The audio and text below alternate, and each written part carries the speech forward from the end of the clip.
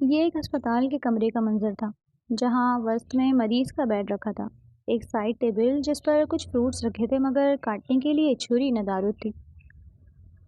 Well furnished اس کمرے سے لگ رہا تھا وہ کسی پرائیویٹ اسپتال تھا۔ بیڈ پر ایک شخص پڑا سو رہا تھا۔ دروازہ کھلنے کی آواز پر بھی اس نے آنکھیں نہیں کھولیں۔ سفید کوٹ پہنے ایک خوبصورت وجود اندر داخل ہوا۔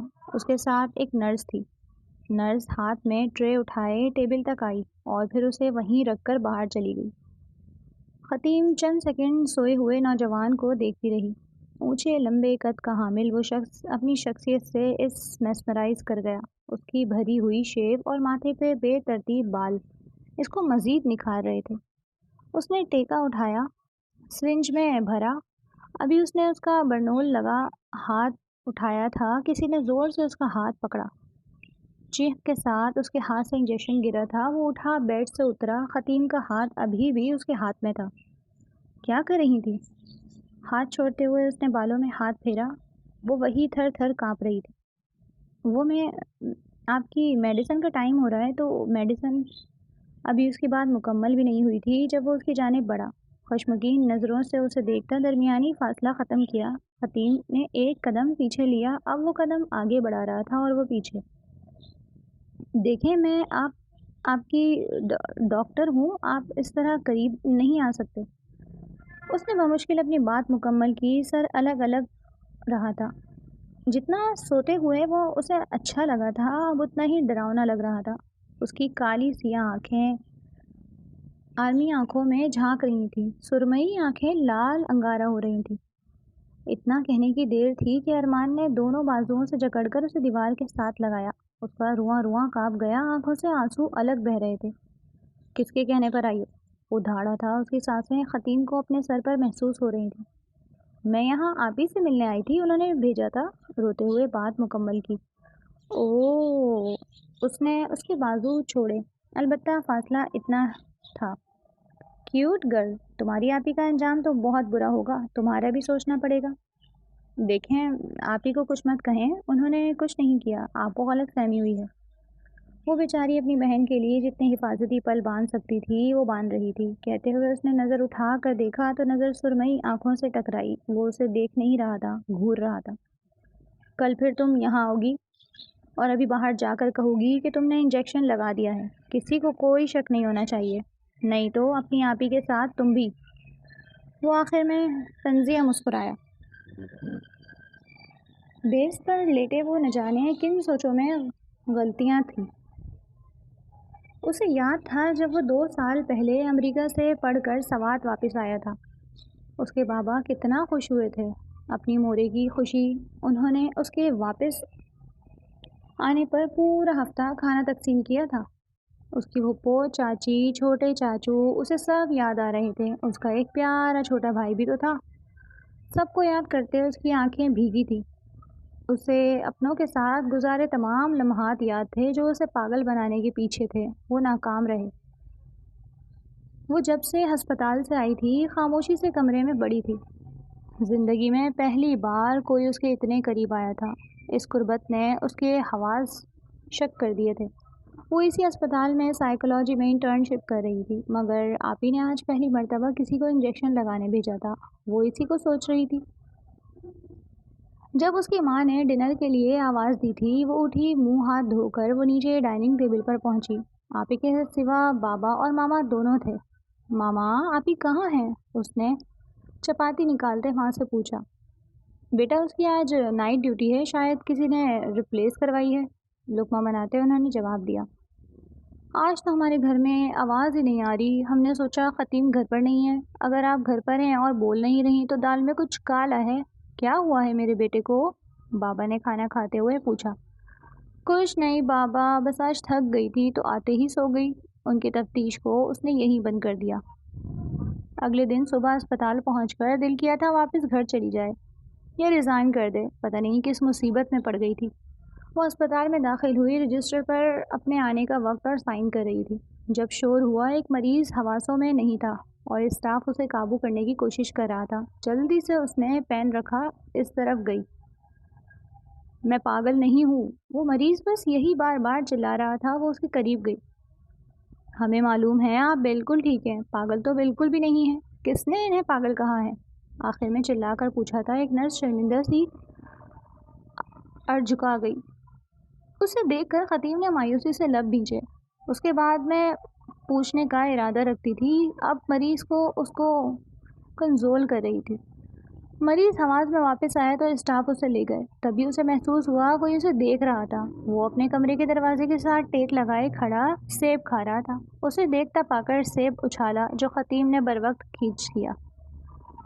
ہلکی سی مسکراہٹ کے ساتھ وہ کیمرے میں واپس چلا گیا۔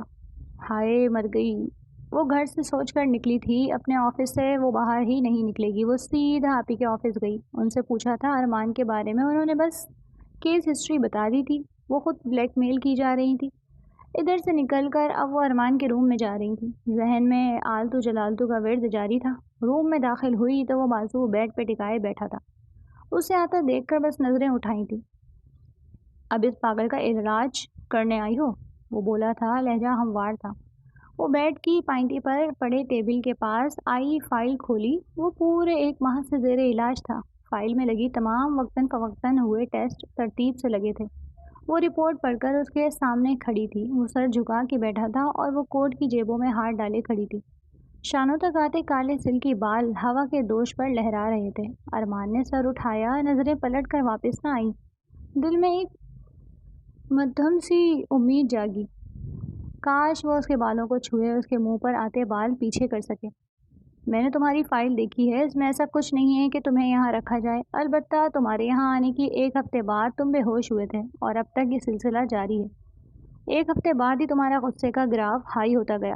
کیا تم جانتے ہو تمہیں غصہ کن باتوں پر آتا ہے؟ وہ اس کی فائل ہسٹری بتا کر اب سوال پوچھ رہی تھی۔ تمہیں دیکھ کر نہیں آتا۔ جواب سن کر تو اسے پتنگے ہی لگ گئے تھے، مگر سنجیدگی سے دوبارہ وہی سوال کیا۔ اب کہ اس نے بتایا جب بھی انجیکشن لگتا تھا تو غصہ آتا تھا۔ اب وہ تفصیل سے اپنے احساسات بتا رہا تھا۔ کیا تم مجھے ڈسچارج کروا سکتی ہو؟ اس نے ڈائریکٹ سوال کیا۔ دیکھو میں تمہارا کیس اسٹڈی نہیں کر رہی، میں تمہیں ڈسچارج نہیں کروا سکتی۔ مگر میں ٹھیک ہوں، وہ بچوں کی طرح فریاد کر رہا تھا۔ اب وہ اسے بلیک میل کر رہا تھا، اگر اس نے باہر نہیں نکالا تو وہ اس کی آپی کا لائسنس کینسل کروا سکتا ہے۔ اس نے اس کے ڈسچارج پیپرز تیار کیے تھے، اس کا 6 ماہ کا بل پہلے سے کلیئر تھا۔ کسی رئیس کی اولاد تھا، پتہ نہیں کس نے دشمنی نکالی تھی۔ اب وہ اسے باہر لان میں لے جا رہی تھی۔ راستے میں جس نے پوچھا تھا اسے وہ یہی کہتی رہی، لان میں جا رہا ہے۔ اس نے پہلے ہی اسے سمجھا دیا تھا۔ لان کے آخری سرے پہ وہ اس کی گردن پر چھری رکھ کر گارڈز کو بلیک میل کرے وہ جانے دیں گے۔ جیسے جیسے مین گیٹ نزدیک آ رہا تھا، دل پسلیوں سے باہر آ رہا تھا۔ سامنے ہی اس کی گاڑی میں کھڑی تھی، البتہ وہ اس پلین پر ذرا ناخوش لگتا تھا۔ گارڈز نے احتجاج کیا تھا مگر وہ اس کی گردن پر چھری رکھے چلا رہا تھا۔ ابھی کوئی گارڈ پیچھے سے اسے پکڑنے والا تھا جب خطیب نے اس کے بازو پر زور سے ہاتھ رکھا۔ چیخ تھی جو سارے میں گونجی۔ اسے ہلکا سا کٹ لگا۔ گارڈز اب پیچھے ہو رہے تھے۔ اس نے گاڑی کی جانب اشارہ کیا۔ خطیب ڈرائیونگ سیٹ پر بیٹھی، جب تک گارڈز آ کر پکارتے وہ فرنٹ سیٹ پر بیٹھ چکا تھا اور گاڑی شور کی آواز سے ان کی آنکھوں سے اوجھل ہوئی۔ آئی ایم سوری، میری وجہ سے تمہیں یہ سب کرنا پڑا۔ وہ اس کے زخم سے انجان تھا۔ میں یہ سب اپنی فیملی کو بچانے کے لیے کر رہی ہوں اور تم اب کیا کر اپنے دشمن ڈھونڈو۔ جانے کس کس سے دشمنی پال رکھی ہے۔ اب کی وہ آہستہ آواز میں بڑبڑائی، مگر وہ سن چکا تھا۔ اس کے چہرے پر ہلکی سی مسکراہٹ آئی۔ اس نے اپنے اپارٹمنٹ کا راستہ بتایا۔ اب گاڑی اپارٹمنٹ کے سامنے رکی تھی۔ وہ اترنے لگا، پھر رکا، گردن موڑ کر اسے دیکھا۔ شکریہ تمہارا، میں پھر ملوں گا تم سے۔ وہ بھی گردن موڑے اسے دیکھ رہی تھی۔ جب اس نے اس کے گلابی آمیز کو لال ہوتے دیکھا، کھینچ کر لمبا کیا۔ یہ کیا ہوا ہے تمہیں؟ اوہ مائی گاڈ! وہ اس کی طرف جھکتا پشتو میں بولا، تم نے مجھے تب کیوں نہیں بتایا تھا؟ آدھا گھنٹہ ایسے ہی ڈرائیو کرتی رہی ہو۔ وہ ایک دم سے پریشان ہوا۔ کوئی بات نہیں، کچھ نہیں ہوا، اب تم جاؤ، کوئی ہمارا پیچھا نہ کر رہا ہو۔ اگر کر بھی رہا ہے تو بھی کوئی فائدہ نہیں۔ اب یہ میری سلطنت کے اور کوئی میری حدودیں میرے نہ چاہنے سے داخل نہیں ہو سکتا۔ وہ اترا کر اس سے پہلے وہ آ کے اس کا دروازہ کھولتا، وہ گاڑی زن سے بھگا لے گئی۔ ڈاکٹر؟ دانت کچکا کر کہا۔ اسے ابھی بہت سے کام کرنے تھے، اسے تو وہ بعد میں دیکھ لے گا۔ وہ اندر آیا، سب سے پہلے فریش ہو کر شیو بنائی، وارڈروب سے کپڑے نکالے۔ اب وہ نہا کر باہر نکلا تھا، نکھرا سا وہ بلیک ہائی نیک اور پینٹ پہنے نکلا تھا۔ اب اسے جا کر یہ پتہ لگانا تھا آخر اس کے پیچھے کون تھا۔ وہ اپنی موت کو ماسی بلا چکا تھا۔ آف وائٹ گرم چادر کندھوں پر پھیلائے باہر نکلا تھا۔ پارکنگ میں کھڑی بی ایم ڈبلیو کو اسٹارٹ کرتا وہ مینٹل اسائلم سے تھوڑا دور کسی کا انتظار کرنے لگا۔ اسے معلوم تھا کب کس کو کہاں ملنا ہے۔ ابھی تھوڑی دیر گزری تھی، ایک سوک باہر نکلی۔ اس نے اپنی گاڑی اس کے پیچھے کی، وہ آبادی سے دور مین شاہراہ پر تھی۔ جب اس نے دیکھا کالی بی ایم ڈبلیو اس کی گاڑی کے سامنے رکی، اگر وہ فی الوقت بریک نہ لگاتی تو بہت برا ایکسیڈنٹ ہوتا۔ غصے سے پاگل وہ باہر نکلی تھی۔ سامنے گاڑی کا شیشہ کھٹکھٹایا تھا۔ او ہیلو مسٹر، باہر نکلو، کون ہو تم؟ مسلسل دروازہ پیٹنے سے گاڑی کا دروازہ کھلا تھا۔ وہ ذرا پیچھے ہوئی، گاڑی سے نکلنے والے کو اچھی طرح جانتی تھی۔ ارمان منہ سے نکلا تھا، پہچان تو گئے ہوں گے ڈاکٹر حرم، میں سردار ارمان شاہ سوات کا اگلا گدی نشیں۔ وہ اب اس کا راستہ روکے کھڑا تھا۔ کیا چاہتے ہو تم؟ وہ ہکلا کر بولی۔ جو میں پوچھوں، اگر تم نے سچ سچ نہیں بتایا تو مجھے تمہاری زبان گدی سے کھینچنے پر شرمندگی نہیں ہوگی۔ اب تم مجھے بتاؤ گی جس کے کہنے پر مجھے ہسپتال داخل کیا گیا تھا، وہ بغیر کسی بیماری کے 1 ماہ مسلسل ٹارچر کیا گیا تھا؟ اس نے پیچھے بندے ہاتھ سامنے کیے تو ہاتھ میں ریوالور تھا جسے وہ مہارت سے انگلی پر گھما رہا تھا۔ ابھی وہ کچھ کہتی، ارمان نے درشتی سے بات کاٹی، صرف سچ آنکھوں میں لالی آ گئی تھی۔ بہرام شاہ کے کہنے پر اسپتال کے آنر نے مجھے بلیک میل کیا تھا۔ میں نے بولا ہے سچ بولو۔ وہ بولا نہیں تھا، دھاڑا تھا۔ حرم سہم کر سکڑی تھی۔ اس نے ریوالور اس کی گردن پر رکھا، اس کی ٹھنڈی نال حرم کو کپکپانے پر مجبور کیا۔ میں سچ کہہ رہی ہوں، وہ بے بسی سے بولی۔ اگر اس بات میں ذرا سا بھی کھوٹ ہوا تو ابھی تم مجھے جانتی نہیں ہو، وہ کہتے ہوئے مڑا اور گاڑی کو بھگا لے گیا۔ حرم کو اپنا سانس درست کرنے میں کچھ لمحے گئے۔ ابھی جو ہوا تھا وہ جھرجھری لے کر اپنی گاڑی میں بیٹھی۔ اسی حلیے میں وہ ریسٹورنٹ آیا۔ اسلام آباد کے اس مشہور ریسٹورنٹ میں موجود سب نے ایک مرتبہ مڑ کر اس حسن کے شاہکار کو دیکھا تھا۔ ہائی نیک پر چادر خوب جچ رہی تھی، دونوں پلو خانوں پر تھے اور وہ موبائل چلاتے جانے کس سے محو گفتگو تھا۔ اگلے 15 منٹ میں ایک نوجوان آ کے اس کے سامنے بیٹھا، سلام دعا کے بعد ڈنر آرڈر کیا۔ اب وہ اسے بتا رہا تھا کہ اس کے ساتھ کیا ہوا تھا اور وہ کیسے بھاگا۔ نہ کر، تجھے یہ لگ رہا ہے بہرام نے واقعی یہ سب کروایا ہے؟ ارم نے پوچھا تھا۔ وہ اس کے بچپن کا دوست کم بھائی زیادہ تھا۔ ارمان اور بہرام نے اپنا بچپن ساتھ گزارا تھا، دونوں کو ہی یقین نہیں آ رہا تھا۔ مجھے نہیں پتا یار، وہ بے بسی کے انتہا پہ تھا، اس کا سر درد سے پھٹا جا رہا تھا۔ خطیم نے اسے بتایا تھا کہ اگلے چند دن سائیڈ ایفیکٹس رہیں گے۔ اس کی آنکھیں لال انگارہ ہو رہی تھیں، اس کی نوروز اتنی کمزور نہیں تھی کہ اسے پاگل کر دیا جائے۔ آگے کیا ارادہ ہے؟ چکن پیس توڑتے ارہم نے پوچھا۔ تم سے چند کام کہنے ہیں، اگر کر دو تو میں کل صبح سوات کے لیے نکلوں؟ کھانا کھاتے وہ بولا۔ چل ٹھیک ہے، آج تو گھر چل رہا ہے میرے ساتھ، کام میں کر دوں گا، تم کل نکل جانا اور آرام کرنا، 3-4 دن کسی کام کو ہاتھ نہ لگانا۔ وہ پریشان تھا، آخر کو جگہ یار کے ساتھ اتنا بڑا حادثہ ہوا تھا۔ وہ دونوں واپسی پر اپارٹمنٹ آئے تھے۔ ارہم نے اس کا ضروری سامان پیک کیا۔ اس کی زندگی میں کئی ایسے لمحات آئے تھے جب وہ سوچتا تھا اگر مخلص دوست نہ ہوں تو لوگ کیا کرتے ہوں گے۔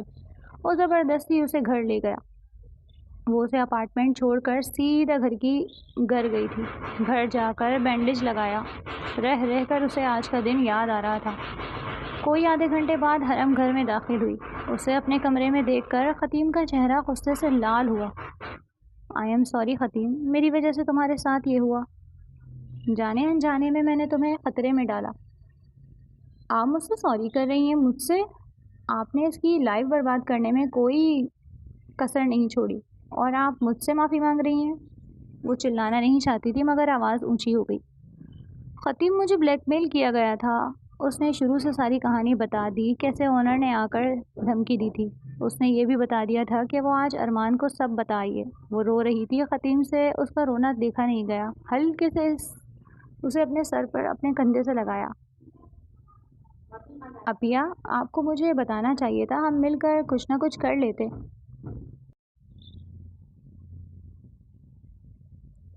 کالی قمیض شلوار پر آف وائٹ چادر کندھوں پر رکھے وہ شان سے کھڑی اس حویلی کے سامنے کھڑا تھا۔ گارڈز الرٹ ہو کر کھڑے ہو گئے۔ کھیڑی پہنے اس کے قدم اب اندر کی جانب بڑھے۔ بڑے سے لاؤنج میں اس کی ماں سویٹر بن رہی تھی۔ سلام مورے۔ ان کے پاس پہنچ کر اس نے سلام کیا۔ وہ چونک کر اٹھی، سلام کا جواب دیا۔ میرا بیٹا کہاں چلے گئے تھے؟ وہ اٹھ کر گلے لگی۔ اس نے کبھی ایسی بے بسی محسوس نہیں کی تھی۔ آنکھوں میں ہلکی نمی ٹھہری۔ ماں پیچھے ہٹے تو بولی، کیا ہوا ہے؟ کچھ نہیں ہوا مورے، بس آپ کی یاد آ رہی تھی۔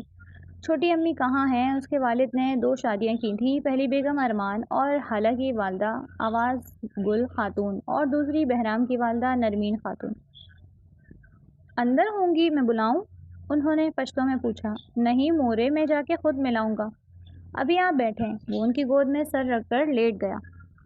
مورے ایک بات پوچھوں؟ ہاں پوچھو۔ وہ اس کے سر کے بال الٹ پلٹ کر کے دیکھ رہی تھی۔ اگر میں کہوں کہ مجھے ایک لڑکی پسند ہے تو؟ اس نے آنکھیں کھول کر ماں کو دیکھا۔ تو پھر اس گھر میں فوراً شادی کی شادیاں آنے بجیں گے۔ وہ نثار ہوتی نظروں سے اسے دیکھ رہی تھی۔ وہ مسکرا کر اٹھا، وہ سب سے ملاؤں۔ وہ چھوٹی امی کے کمرے میں گیا۔ وہ بیٹھی تو رہی تھی، اسے آتا دیکھ کر کھڑی ہوئی۔ میرا بچہ، تم ٹھیک ہو نا؟ میں ٹھیک ہوں مورے، آپ بتائیں کیوں رو رہی ہیں؟ وہ ان کے ساتھ بیڈ پر بیٹھا۔ انہیں علم تھا بہرام نے کیا کیا ہے، وہی سب انہوں نے ارمان کو بتا دیا۔ اب آگے تمہارا فیصلہ ہے۔ انہوں نے یہ بھی بتایا تھا۔ جلسے میں آ کر اس نے یہ قدم اٹھایا۔ جیلیسی میں 2-3 مرتبہ بحث بھی کی تھی۔ اس کی دستار اس کے سر رکھیں، میں دیکھ لوں گا، آپ ٹینشن نہ لیں۔ وہ اٹھ کر کمرے سے جانے لگا جب بہرام اندر داخل ہوا۔ کیسے ہو ارمان؟ ارمان نے اس کا سوال کچا پورے کے پورے بہرام کو نظر انداز کیا اور باہر نکل گیا۔ رات کو مورے نے بابا سے بات کی تھی کہ ارمان کو کوئی لڑکی پسند ہے۔ انہوں نے ارمان کو بلایا، اس نے تصدیق کر دی۔ اس کے گھر کا ایڈریس ارم نے میل کر دیا تھا۔ مورے اس کے لیے دودھ لینے اٹھی تو اس نے سب بابا کو بتا دیا۔ وہ یہ ماننے کو تیار ہی نہیں تھے کہ یہ سب ہو سکتا ہے۔ انہوں نے نرمین بیگم کو بلا کر تصدیق کی تھی۔ اب وہ غصے سے لال بھبوکا ہوئے بہرام کا انتظار کر رہے تھے۔ بہرام کمرے میں داخل ہوا تو باپ کا غصے سے بھرا چہرہ دیکھ کر رکا۔ آؤ بہرام شاہ، میں نے سنا تم تو بہت عظیم ہو گئے ہو کہ تمہارے لیے دستار پیش کر دی جائے۔ انہوں نے تنزیہ کہا۔ بابا آپ یہ کیا کہہ رہے ہیں؟ مونچھوں کو تاؤ دیتے اس نے کہا۔ سردار تھے تم، سرداروں کے خاندان میں پتہ نہیں تم جیسے لوگ کب سے پیدا ہونے لگے، پورے خاندان کو لیکن لگا دی تم نے۔ وہ غصے سے چیخے۔ بہرام نہ سمجھی سے انہیں دیکھنے لگا۔ اگر انہیں اسائلم والی بات پتہ چل گئی تو؟ ارمان نرمین کو ساتھ لگائے کھڑا تھا۔ ہمارے خاندان میں آج تک کسی نے یہ گھناؤنی حرکت نہیں کی جتنی تم نے اپنے بھائی کو پاگل خانے بھیج کر کی ہے۔ اوپر سے جب بھی ہم پوچھتے تھے آگے سے یہ بے شرم کہتا تھا وہ امریکہ چلا گیا ہے۔ ان کا بس نہیں چل رہا تھا وہ اسے شوٹ کر دیں۔ بابا آپ ناانصافی کر رہے ہیں، میں نے ساری زندگی آپ کے ساتھ بیٹھ کر فیصلے کیے ہیں، زمینیں سنبھالی ہیں، اور اتنے سالوں بعد یہ آتا ہے اور آپ اعلان کرتے ہیں اگلا سردار یہ بنے گا۔ غصے سے وہ کانپ رہا تھا۔ وہ چیخا، بابا سے تمیز سے بات کرو، نہیں بھولو وہ بڑے ہیں، اور ہم کب سے اپنے بڑوں کے سامنے چیخنے لگے؟ وہ ارمان تھا۔ ٹھیک ٹھاک جھگڑے کے بعد فیصلہ ہوا تھا کہ بہرام کو اس کا حصہ دے کر الگ کر دیا جائے گا اور اگلے ماہ دستار ارمان کے سر رکھی جائے گی۔ دونوں خاتون ارمان کے گلے لگی تو رو رہی تھی اور وہ دونوں کو بے بسی سے دیکھ رہا تھا۔ مورے آپ جانتی ہیں مجھے عورتوں کو چپ نہیں کرانا آتا، پھر بھی آپ میرے گلے لگ کر رو رہی ہیں۔ وہ دونوں روتے روتے مسکرائیں۔ بڑوں کے فیصلے کے بعد یہ طے پایا کہ اگلے ہفتے سب ارمان کا رستہ لے کر اسلام آباد روانہ ہوں گے۔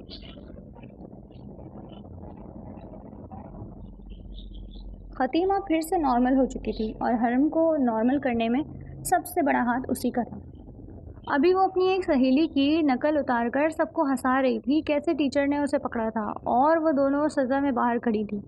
آپ کو پتہ ہے میں اور دعا خطیم کی دوست کالج کے مین گیٹ کی طرف جا رہے تھے جب وہ جھاڑیوں میں گری تھی۔ آپ کو پتہ ہے میری ہنسی نکل گئی، ہنس ہنس کر پیٹ میں درد ہو رہا تھا۔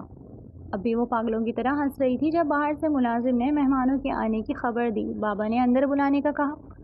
ارمان کے والد دونوں مورے اور بہن کے پیچھے پھلوں مٹھائیوں کے ٹوکرے اٹھائے بہت سے ملازم اندر آئے تھے۔ حرم اور خطیم سلام کر کے کچن میں گھس گئے۔ انہوں نے رشتے کی بات کی، اس سوچ میں پڑ گئے۔ تبھی دروازے سے وہ داخل ہوا جسے دیکھ کر عاصم صاحب نے ہاں کرنے کا سوچا۔ اتنا سوبر سنجیدہ پڑھا لکھا امیر شخص، انہوں نے خطیم سے مشورہ کر کے انہیں بتانا تھا۔ رات کو انہوں نے ارمان کے بارے میں پوچھا تھا، خطیم نے فوراً انکار کر دیا۔ اس کے ذہن میں کوئی اور ارمان تھا۔ انہوں نے وجہ پوچھی تو وہ ٹال مٹول گئی۔ اگلے دن وہ ریسٹورنٹ جا رہی تھی جب ارمان نے اس کی گاڑی روکی۔ مسئلہ کیا ہے آپ کا؟ شادی سے انکار کیوں کر رہی ہو؟ اس نے سیدھا سوال کیا۔ میری مرضی؟ کیا مرضی؟ اس نے جواب نہیں دیا۔ اس نے اسے دھمکی بھی دی تھی۔ وہ اس کی بہن کے خلاف FIR درج کروائے گا۔ گھر جا کر سب سے پہلا کام تم شادی کے لیے رضامندی دو گی۔ پھر وہ چلا گیا۔ وہ گھر گئی، اس نے رضامندی نہیں دی۔ رات کو اس کا فون بجا، کسی ان نون نمبر کو دیکھ کر کال اٹھائی۔ تمہیں میں نے کہا تھا کہ گھر جا کر سب سے پہلا کام تم یہی کرو گی، تو تم نے کیا کیوں نہیں؟ اس کا لہجہ حد سے زیادہ سنجیدہ تھا۔ میں نے کہا نا، نہیں تو مطلب نہیں۔ فون پر وہ اس کا کیا بگاڑ لے گا؟ اس لیے دھڑلے سے بولی۔ اور اگر میں کہوں میری ایک کال پہ تمہارے بابا کی جان؟ سیٹی بجائی۔ اس نے اس کی ناک میں دم کر دیا تھا۔ اس نے رضامندی دی۔ ادھر تیاریاں شروع ہوئیں اور ادھر اس کا نکاح ہوا اور وہ ارمان کی دلہن بنی اس کے کمرے میں موجود تھی۔ وہ اس کے کمرے میں بیٹھی تھی، دروازہ کھلا، اس کی دھڑکنیں بے ترتیب ہوئیں۔ وہ سیدھی بیٹھی تھی۔ جب وہ اس کے قریب آیا، اس کا گھونگھٹ اٹھایا، روئی آنکھوں میں شکوہ تھا۔ وہ ابھی کچھ کہتا وہ رونے لگی۔ اسے لگا اس کا قریب آنا اسے رلا گیا ہے، جبکہ وہ گھر سے دور آنے پر رو رہی تھی۔ وہ اٹھا، ڈریسنگ روم میں جا کر کپڑے چینج کیے۔ واپس آیا تو وہ ڈریسنگ روم کے دروازے میں کھڑی انتظار کر رہی تھی۔ ناک غصے سے لال ہو رہا تھا۔ ابھی وہ کچھ سمجھتا وہ اندر داخل ہو گئی۔ بھاری لہنگا اتار کر نرم کپڑے پہن کر اسے سکون آیا۔ آنکھیں بھیگی بھیگی جا رہی تھیں۔ ایک تو زبردستی شادی کی تھی، اوپر سے نخرے بھی وہی دکھا رہا تھا۔ چینج کر کے وہ باہر آئی تو وہ روم میں ٹہل رہا تھا۔ چینج کیوں کی؟ وہ سنجیدگی سے گویا ہوا۔ وہ کہنا چاہتی تھی کہ وہ اسے اپنا دولہا بنا دیکھنا چاہتی تھی، مگر اس نے چینج کر دیا۔ میری مرضی؟ وہ کہہ کر جانے لگی جب اس نے اس کے بازو دبوچے۔ تم یہاں میری وجہ سے کھڑی ہو۔ میرے کمرے میں میری مرضی کے بغیر تم نہیں رہ سکتی۔ چھوڑیں مجھے، درد ہو رہا ہے۔ مجھے بھی درد ہو رہا ہے۔ کیا کرو گی تم؟ اس نے الٹا سوال کیا۔ اسی لیے میں شادی نہیں کر رہی تھی۔ آپ جیسا شخص عورتوں کی اپنی جاگیر سمجھ لیتے ہیں۔ ہاں ہو تو میری جاگیر، تو کیا کرو گی اب تم؟ وہ جواباً سوال پوچھ گیا۔ جو مرضی کرے مگر میری جان بخش دیں۔ وہ غصے سے واک آؤٹ کر گیا اور خطیم بیڈ پر سونے کے لیے لیٹ گئی۔ آنسو اپنا بند توڑ کر بہہ نکلے۔ صبح ہونے سے پہلے وہ واپس آیا تھا۔ اس کو سوتا دیکھ کر وہ اس کے قریب آیا۔ اس کی ناک میں پہنی نوز پن کی کشش نے اسے ٹھٹکایا۔ جب وہ ہاسپٹل میں تھا تب وہ نوز پن نہیں پہنتی تھی۔ اس کے کالے بال اسے اپنی طرف کھینچ رہے تھے۔ ہلکے سے بال چھو کر وہ خوش ہو گیا تھا۔ ایک جاندار مسکراہٹ نے احاطہ کیا تھا۔ اس کی نوز پن کو ہاتھ لگانے کی خواہش جاگی۔ ابھی وہ اپنی سوچ کو عملی جامہ پہناتا وہ کس آئی۔ برق رفتاری سے وہ اٹھا، بیڈ کی پائنتی کے پاس جا کھڑا ہوا، ہتھیلی کی مٹھی بنائے لبوں پر رکھتا، تھوڑا پیچھے کر کے دوبارہ رکھتا۔ شرم کر ارمان، تیری اپنی ہی بیوی ہے۔ وہ خود سے مخاطب ہوا۔ ذرا گردن موڑ کر وہ دیکھا کہیں جاگ تو نہیں گئی۔ وہ آنکھیں بند کیے بیٹھی ہوئی تھی۔ لالا؟ باہر سے دروازہ نوک ہوا تو سوئے ہوئے آنکھیں کھولی۔ ارمان کو سامنے کھڑا دیکھ پھر دروازے کی طرف دروازہ کھلنے پر حالہ نظر آئی۔ بھابھی جاگ گئیں؟ دھیمی آواز میں پوچھا۔ وہ اٹھ نہ جائے۔ ارمان نے دروازہ پورا کھولا تو وہ اسے بیڈ پر بیٹھی دکھی۔ آؤ حالہ۔ اسے دروازے میں استادہ دیکھ کر وہ بولی۔ بیڈ سے اتر کر اب وہ بال سمیٹ رہی تھی۔ حالہ اس کے لیے لباس سلیکٹ کرنے آئی تھی۔ بھابھی آج ابھی کچھ مہمان ٹھہرے ہوئے ہیں، مورے کہہ رہی ہیں مناسب لباس پہنیے۔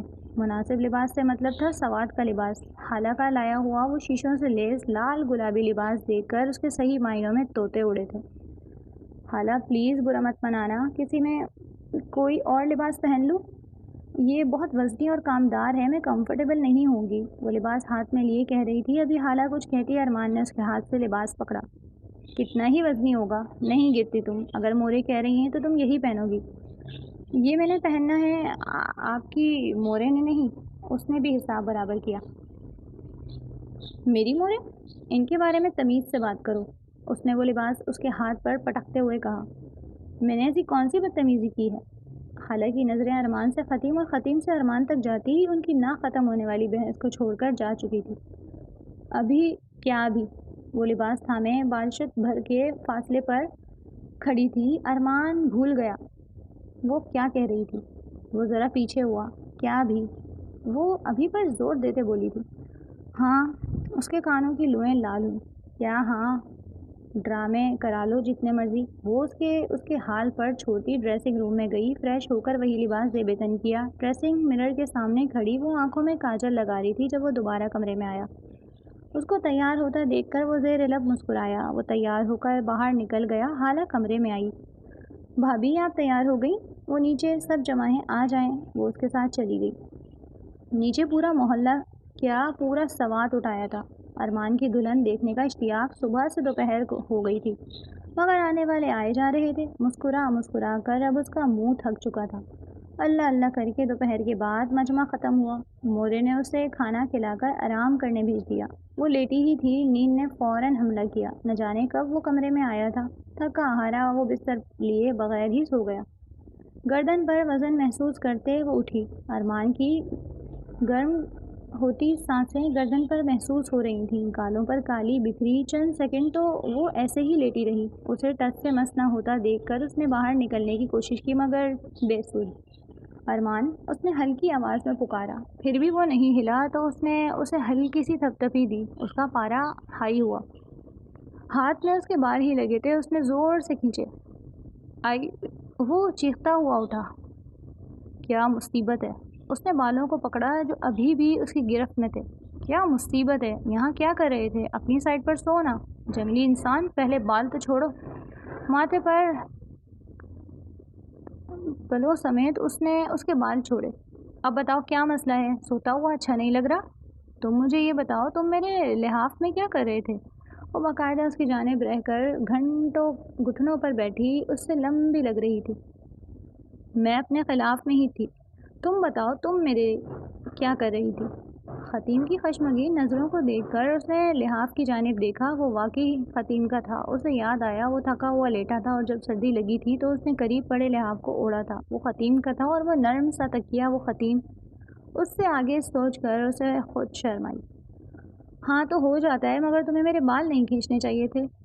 خفت مٹانے کو وہ اب کہہ رہا تھا۔ ہو نہیں جاتا اگر آپ اپنے لحاف میں سوتے۔ وہ اسے گھورتی ہوئی فریش ہونے چلی گئی۔ جنگلی نہ ہو تو سارے بال جڑ سے ہی اکھاڑ دیے۔ وہ بڑبڑاتا ہوا دوبارہ لیٹ گیا۔ اپنا لحاف اوڑھے اس نے خطیم کو دیکھا، پھر سوچا وہ زیادہ گرم تھا۔ ابھی اگر وہ اس کی سوچ پڑھ لیتی تو دوبارہ بال نوچتی۔ استغفر اللہ پڑھ کر وہ دوبارہ لیٹ گیا۔ اگلا سارا دن وہ مورے لوگوں کے ساتھ رہی۔ مورے اس ارمان کی تابع داری کے قصے سنا رہی تھی، کیسے وہ لوگوں کی خوشی کے لیے قربانی دیتا ہے۔ استغفر اللہ، میرے سامنے تو اتنا شریف کبھی نہیں ہوا۔ مجھے تو وہ گم شو کی کر دیتا اگر میں ہاں نہ کرتی۔ وہ بس سوچ سکی اتنے وائلنٹ انسان کو وہ کیسے تابع دار اور شریف کہہ رہے تھے۔ جب حالہ اسے لیے اپنے کمرے میں لائی، بھابھی مجھے بتائیں آپ کو لالا سے محبت کب ہوئی؟ اس نے سوال پوچھتی حالہ کو ایسے دیکھا جیسے اس کے اوپر کا پیس خالی تھا۔ محبت؟ اور وہ بھی تمہارے لالا سے؟ اتنی بھی بری چوائس میں نہیں ہے میری۔ حالہ ہنس دی۔ اسے اس کی بات پر یقین نہیں آیا تھا۔ دونوں دوسری باتوں میں لگ گئیں۔ آج مورے نے اسے کچھ میٹھا بنانے کو کہا۔ پہلے سمجھ نہیں آیا کیا بنائے۔ کھیر اور سون حلوہ بنانے کا سوچا تھا۔ حالہ نے پوچھا بھی تھا کہ وہ بنا لے گی۔ جواب میں اس نے کہا تھا اس نے 10-12 ویڈیوز دیکھی ہیں، وہ بنا ہی لے گی۔ کھیر رکھ کر وہ سون حلوہ بنانے لگی۔ امی نے کہا تھا اگر کھیر ہلکی آنچ پر پکائی جائے تو اس کا ذائقہ سوا ہو جاتا ہے۔ ہلکی آنچ پر کھیر رکھ کر وہ حلوہ بنا رہی تھی۔ پھر اسے یاد آیا ایک مرتبہ حرم نے کھیر بنائی تھی۔ میٹھی کھیر میں ہلکا سا نمک کھیر کا مزہ دوبالا کر دیتا ہے۔ یہ اس کی اپنی خام خیالی تھی۔ پتیلے کو دیکھ کر اس نے ڈھکن بھر کر نمک ڈالا۔ سون حلوہ مکمل ہوا تو اس نے کھیر کا پتیلا دیکھا جو اب سوکھ کر آدھا ہو گیا تھا۔ شکل اچھی لگ رہی تھی۔ ڈنر کے وقت سب کو میٹھا سرو کیا گیا۔ ارمان آج اپنی زمینوں کے دورے پر تھا۔ اینڈ میٹھا کھانے کے وقت پہنچا۔ کھیر ہمیشہ سے اس کی پسندیدہ رہی تھی۔ سب سے پہلا چمچ کھیر کا اسی نے ڈالا تھا۔ نمکین کھیر اس نے چمچ کھینچ پٹک دیا۔ وہ جو اشتیاق سے دیکھ رہی تھی، چہرے کے تاثرات ڈھیلے پڑے۔ کس نے بنائی یہ کھیر؟ کھیر بنانا بھول گئے کیا؟ اس کی آواز اونچی تھی۔ ابھی منہ کھولے اسے ہی دیکھ رہے تھے۔ ایسی بس ذائقہ کھیر میں نے آج تک نہیں کھائی۔ کون ہے وہ جسے نمکین کھیر پسند ہے؟ غصہ کرنے والی بات تھی نہیں، مگر وہ حد سے زیادہ غصہ کر رہا تھا۔ خطیم آہستہ سے اٹھی اور کمرے میں چل دی۔ ارمان اسے جاتا دیکھ کر ٹھٹکا۔ مورے کی جانب دیکھ انہوں نے بتایا کہ آج میٹھا خطیم نے بنایا ہے۔ اوہ شٹ، لگ گئی۔ وہ اچھل کر کھڑا ہوا۔ مورے آپ کو پہلے بتانا چاہیے تھا۔ وہ فوراً کمرے کی جانب گیا۔ وہ بیڈ پر دونوں پاؤں اوپر کر کے بیٹھی تھی۔ خطیم، اس نے صلح کے لہجے میں کہا۔ خطیم بازو آنکھوں پر رکھے لیٹ گئی۔ خطیم، آئی ایم سوری۔ اسے سمجھ نہیں آ رہا تھا وہ کیا کہے۔ کوئی بات نہیں، ویسے بھی غلطی میری تھی تو شرمندہ بھی مجھے ہونا چاہیے۔ صبح میں سب سے سوری کر لوں گی۔ آنسو آ بہہ رہے تھے۔ وہ اس کے پاس بیٹھا بے بسی سے کچل رہا تھا۔ دیکھو، میں کھانے کے معاملے میں اتنا ٹبا نہیں ہوں، مگر آج کل بہت غصہ آتا ہے، شریر قسم کا۔ مجھے علم نہیں تھا۔ وہ آج سارا دن دورے پر تھا، تھکاوٹ بھی تھی، اوپر سے زمینوں پر مماری بھی ہوئی۔ میں سمجھتی ہوں ان انجیکشن کا سائیڈ ایفیکٹ ہے، کچھ عرصے تک ختم ہو جائے گا۔ وہ کہہ کر کروٹ لے گئی۔ وہ اتنی ایموشنل کبھی نہیں تھی جتنی اس بات پر ہو رہی تھی۔ شاید ان معاملات میں ساری عورتیں ایسی ٹچی ہوتی ہیں۔ وہ ڈنر کرنے کی نیت سے جانے لگا جب دماغ میں ترکیب آئی، زوجہ ارمان شاہ، اٹھیے اور اپنے ایک عدد بھوکے شوہر کے لیے کھانا لائیے۔ کیا انداز تھا! وہ روتی روتی اٹھ بیٹھی۔ کیا کہا تم نے؟ میں تمہارے لیے کھانا لاؤں؟ وہ انگلی اپنی جانب کیے بیٹھی۔ جی زوجہ، میں نے یہی فرمایا۔ وہ کبھی بھی اتنا غیر سنجیدہ نہیں رہا تھا۔ یہ اس عورت کا کمال تھا۔ میں نہیں لا رہی۔ وہ لیٹنے لگی۔ آپ کے تو اچھے بھی لائیں گے۔ میرے اچھے کہہ رہے ہیں، وہ اتنے فارغ نہیں ہیں۔ آنکھیں مٹکا کر وہ بولی۔ اچھا۔ وہ اچھا پہ زور دیتا، اس پہ جھکا اور گدگدی کری۔ کمرے میں کھلکھلاہٹ، ہنسنے کی آواز گونجی۔ وہ گدگدی کی وجہ سے ہنس رہی تھی اور وہ اسے دیکھ کر۔ ارمان بس میں لاتی ہوں۔ اس نے گدگدی روکی تو وہ اٹھ بیٹھی۔ میں لے کر آتا ہوں، تب تک چینج کر لو، کہہ کر وہ نکل گیا۔ لالا، کیا آپ کو بھابھی سے محبت ہے؟ وہ دونوں صبح سیڑھیاں اتر رہے تھے جب حالہ نے سوال کیا۔ خطیم کو ذرا سمجھ نہ آئی کہ اس نے کیا کہا۔ اگر محبت نہ ہوتی تو میں شادی کیوں کرتا؟ اس نے نرمی سے جواب دیا۔ حالہ مسکرائی۔ یہ ابھی کیا کہہ رہی تھی؟ اسے اتنا معلوم ضرور تھا بات اس کی ہی ہوئی ہے۔ کچھ نہیں، تمہارے کام کی نہیں ہے۔ وہ رسٹ واچ کو کلائی پہ باندھتا ہوا بولا۔ وہ وہیں رک گئی، لڑاکا عورتوں کی طرح دونوں بازو کمر پر رکھے آنکھیں چھوٹی کر کے دیکھ رہی تھی۔ او سوری، میں سر گیا۔ وہ کہہ رہی تھی اتنا لڑاکا لڑکی سے شادی کیوں کی؟ میں نے کہہ دیا مجبوری تھی۔ وہ دونوں ہاتھ مجرموں کی طرح اٹھائے، مسکراہٹ ضبط کر گیا اور وہ سال آؤٹ کر گئی۔ مورے، مجھے سوری کرنا تھا، میری وجہ سے کل ڈنر برا گیا۔ ارمان کے دائیں ہاتھ بیٹھی وہ بولی۔ ارے میرا بچہ، بالکل بھی نہیں۔ کل سون حلوہ اتنا شاندار بنا تھا، جب تمہارے بابا آئے وہ تعریف کیے جا رہے تھے۔ تم ارمان کی باتوں کو چھوڑو، یہ ہے ہی ایسا۔ وہ مسکرائی۔ ہاں جی، اب تو میں پرایا ہو گیا۔ وہ فورک سے بریڈ توڑتے بولا۔ لالا، بھابھی سے بچ کر رہیے، اس گھر میں سارے وہ ٹونیکے ہیں۔ وہ حیران ہونے کی ایکٹنگ کرنے لگا۔ اسے علم تھا وہ ارمان کی بیوی کی حیثیت سے اسے عزت دیتے تھے، وہ بھی من پسند بیوی اور ہونے والی سردارنی۔ کھانا اچھے ماحول میں کھایا گیا۔ گھر میں تیاریاں شروع ہوئیں تو خطیم نے پوچھا، یہ سب کیا ہے؟ مورے کے بتانے پر اسے علم ہوا کہ آج ارمان کی دستار پوشی ہے۔ اس نے اسی لحاظ سے لباس سلیکٹ کیا، سفید قمیض شلوار پر کالی گرم چادر اور براؤن کھیڑی۔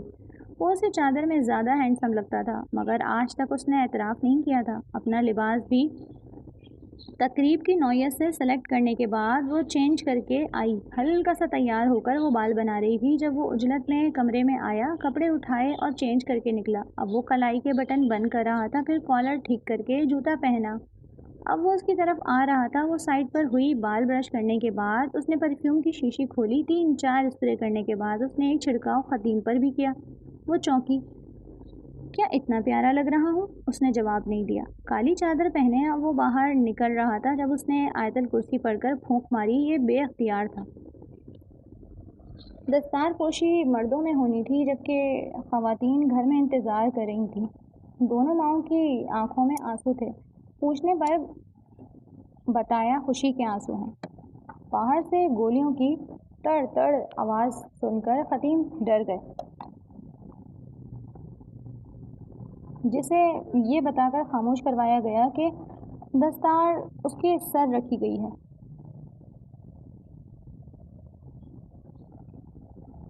اب سب خوشی سے کر رہے تھے۔ پھر وہ آیا۔ اس کا پہلا قدم پڑتے ہی تمام در و دیوار نے خاموشی ساتھ لی۔ اس کا پروقار انداز، ایک ایک اٹھتا قدم حتیم کے دل کی دھڑکن بڑھا رہا تھا۔ اسی حلیے پر اب سفید دستار رکھی گئی تھی۔ کیا کوئی اس سے زیادہ خوبصورت ہو سکتا تھا؟ حتیم کے دل نے نفی کی۔ وہ ان کے قریب پہنچا تو سب سے پہلے مورے کو گلے لگایا۔ وہ رو رہی تھی، اس کے لیے دعا گو تھی۔ پھر نرمین بیگم کو بازو کے حلقے میں لیا۔ خالہ دوڑتی ہوئی پاس آ کر ملی تھی، پھر اس کی نظر حتیم سے ملی۔ وہ سانس روکے کھڑی تھی۔ دونوں کی نظریں چار ہوئیں۔ آج کسی نے نظریں نہیں چرائی تھیں۔ وہ قدم قدم چلتا اس کے قریب آ رہا تھا۔ ہاتھ بڑھا کر اس نے اسے کندھوں سے لگایا۔ وہ اس کے ساتھ لگی، گال گلابی ہو رہے تھے۔ وہ سب کے سامنے اس کے بال بھی نوچ نہیں سکتی تھی، نہ ابھی دل کر رہا تھا۔ پھر وہ پیچھے ہٹی تو اس نے دستار اتار کر اس کے سر پر رکھی۔ وہ بے یقین نظروں سے اسے دیکھ رہی تھی۔ اس کے سر پر ٹھیک طرح سے دیکھنے کے بعد پرفیکٹ مولا وہ اسے بازوؤں کے حلقے میں لیے کھڑا تھا جب خالہ نے ان کی تصویر بنائی۔ پورا زن مرید ہے نرمین۔ میں کہتی تھی نا، جیسے یہ ماں کا پلو پکڑے گھومتا ہے، یہ اپنی بیوی کا پلو بھی اسی طرح پکڑے گھومے گا۔ جواباً نرمین نے لمبی زندگی اور خوش ازدواجی زندگی کی دعا دی۔ وہ روم میں تھی مگر ابھی مہمان آ جا رہے تھے۔ ارمان ادھر ہی تھا۔ رات کو 11 بجے وہ کمرے میں آیا تو وہ جاگ رہی تھی۔ تم سوئے نہیں؟ کیا میں بہت پیارا لگ رہا ہوں؟ جس کے لیے انتظار کر رہی تھی۔ وہ آنکھیں مٹکا کر بولا تو کمبخت بہت پیارا لگا۔ جی نہیں۔ وہ چینج کر کے آیا تو وہ ایسے ہی کھڑی تھی۔ اس نے آنکھوں سے کھڑے رہنے کی وجہ پوچھی۔ تم نے مجھے گلے لگایا تھا؟ وہ زیر لب مسکرایا۔ ہاں، مسکرا کر پوچھا۔ کیوں؟ میرے اچھوں نے کہا تھا، وہ کہہ کر بیٹھنے لگا جب اسے تکیہ لگا تھا۔ مڑ کر دیکھا تو وہ ایک اور لیے کھڑی تھی۔ ارمان نے بھی تکیہ پکڑ لیا۔ اب تکیوں کی جنگ عظیم چل رہی تھی۔ جب خالہ ان کے روم میں آئی تو بے یقینی سے دیکھ رہی تھی، کیا یہ وہی لالا تھے؟ اس کی موجودگی کو نظر انداز کرتے تکیہ کشن جو ہاتھ لگے پھینک رہے تھے۔ لالا بھابھی، اس سے اونچا کہہ کر مخاطب کیا۔ دونوں اسے دیکھ رہے تھے جب تکیہ حتیم نے مارا۔ اپنی باری پر وہ باہر بھاگی۔ ارمان تکیہ لیے اس کے پیچھے بھاگا۔ مورے مورے بچائیں۔ مورے نے دخل کر پیچھے دیکھا، تب تک وہ ان کے پیچھے آ کھڑی ہوئی تھی۔ ابھی وہ پوچھتی کیا ہوا ہے؟ ارمان کشن لیے ان کے سامنے آیا۔ مورے کی بچی، اپنے باری پہ بیٹنگ کر رہی ہو؟ مورے تو ان کی لڑائی دیکھ کر ہوش میں نہیں تھی۔ وہ مورے کے پیچھے سے نکل کر صوفوں کی جانب آئی، وہاں رکھے کشنز اٹھا کر مار رہی تھی۔ گھر کی ساری خواتین ہنس کر تماشا دیکھ رہی تھی۔ سردار ارمان شاہ کیسے بیوی کے ساتھ بچہ بنا ہوا ہے؟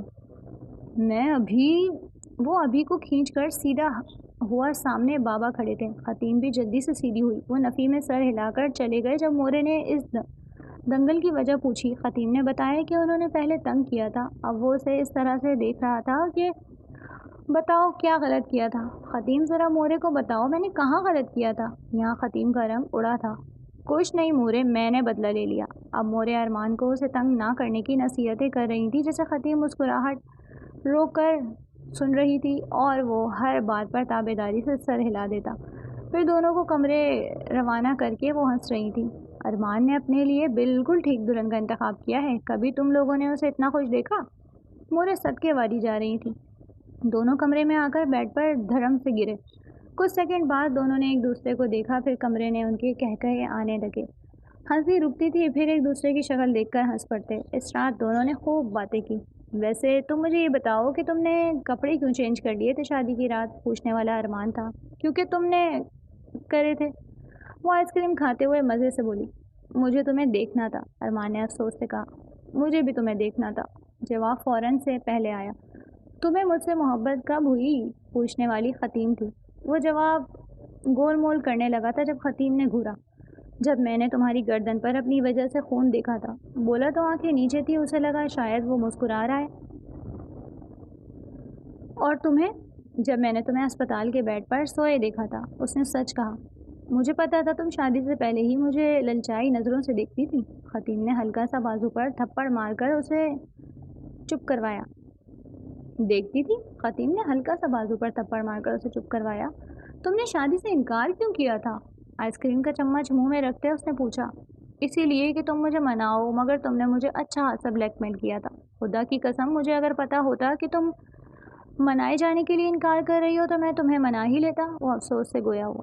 خطیم آئس کریم سائڈ ٹیبل پر رکھتے پرجوشی سے بولی، کیسے مناتے؟ ابھی مناؤ۔ یار اب تو شادی ہو گئی ہے، اب کیا منانا؟ ابھی وہ آئس کریم کھا رہا تھا، خطیم نے جھپٹ کر اس کا کپ سائڈ ٹیبل پر رکھا۔ اس کی خوبصورت نظروں کو دیکھ کر مانتے ہوئے اس سے جڑ کر بیٹھا۔ خطیم جو اس کی قربت پر ہوش گنوانے پر تلی تھی یکدم بولی، خطیم اگر میں آپ سے کہوں آپ مجھے بہت خوبصورت لگتی ہیں اور یہ دل آپ کے سوا کسی کو دیکھنے پر راضی نہیں، تو کیا آپ اس قلب پر حکمرانی کے لیے ہاں کہیں گی؟ وہ اپنا سر اس کے سر سے جوڑے جذبات سے بوجھل لہجے میں کہہ رہا تھا۔ اسے خطیم کے دل کی دھڑکن اپنے کانوں میں بنتی سنائی دی۔ اگر میں کہوں مجھے یہ قلب اپنے پاس امانت رکھ لیں تو کیا آپ میری بات سنیں گی؟ دونوں نے آنکھیں بند کی تھی، سر جوڑے بیٹھے۔ جواب اثبات میں آیا تھا۔ دونوں کی آنکھیں ایک ہوئیں اور دونوں نے ایک دوسرے کی آنکھوں میں اپنا عکس پایا۔ ان کی کہانی کی شروعات ہو چکی تھی۔ کھڑکی سے چمکتے چاند نے ان کی خوشیوں کی دعا کی تھی۔ وہی مغرور سنجیدہ سا سردار ارمان شاہ اور وہ چلبلی سی شہزادیوں سے خوبصورت خطیم ارمان شاہ۔